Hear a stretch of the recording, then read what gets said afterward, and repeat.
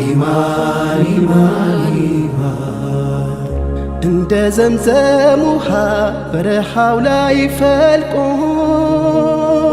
ጥም ከመቁረጥ ወዲያ እንደገና ጮልቆ ማየትን ሚያስናፍቅ ደግሞ ሌላ ጸጋ አልመን እነሆ